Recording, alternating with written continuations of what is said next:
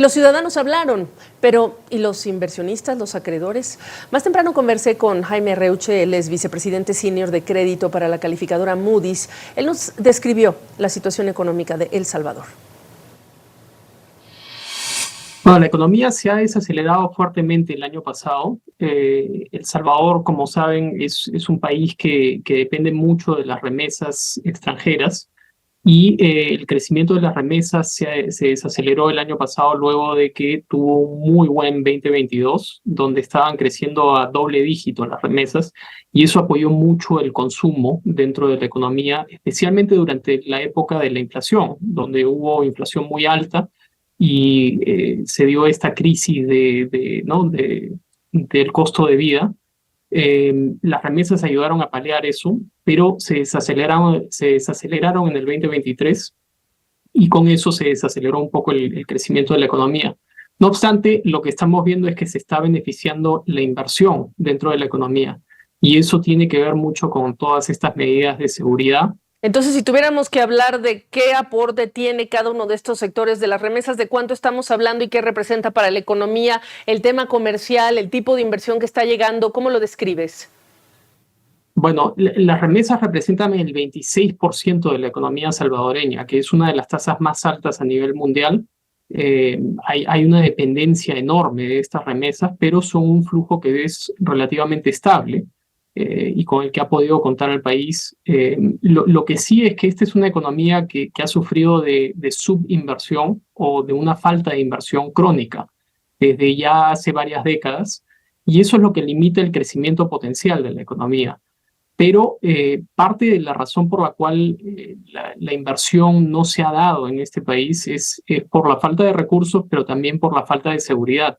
Es uno de los pocos países en Centroamérica que no se beneficia de la inversión extranjera. El flujo de inversión extranjera es relativamente pequeño, aproximadamente 1% del PBI, mientras que en otros países de la región uno lo ve más cercano al promedio a 2%. Entonces, Jaime, ¿se puede dimensionar cuánto de la estrategia de seguridad que ha implementado el presidente Bukele en los últimos tiempos ha tenido el potencial de traer o no estas inversiones y si no es el caso, qué las detiene?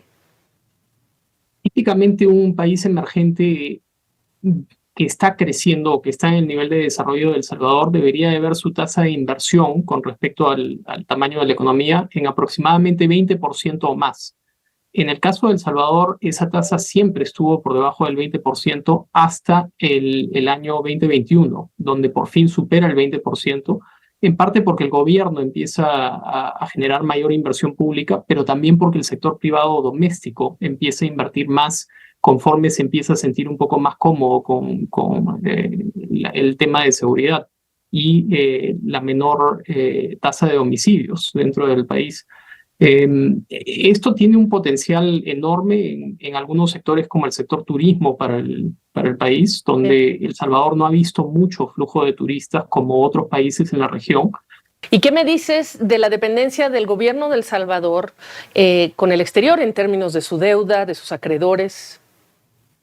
En efecto, los cambios en las tasas de inversión típicamente son algo que se da después de varios años, no es algo que se da repentinamente, entonces es un patrón que vamos a observar dentro de la economía seguramente a lo largo de 5 años, si es que en efecto estas tasas de menor homicidio y menor criminalidad se mantienen, pero no hay uno no puede asegurar que esto es lo que va a suceder, pero se abre esta ventana de oportunidad.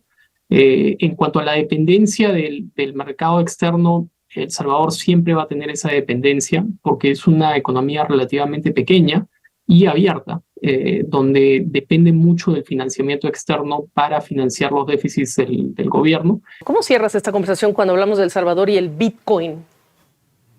La verdad que no ha dado mucho resultado. Este experimento del Bitcoin no ha sido adoptado extensivamente por la mayoría de la población. En realidad, muchas de los cajeros automáticos que se instalaron ahora ya no están funcionando y estos eran cajeros automáticos que te ayudaban a convertir dólares a Bitcoin y viceversa.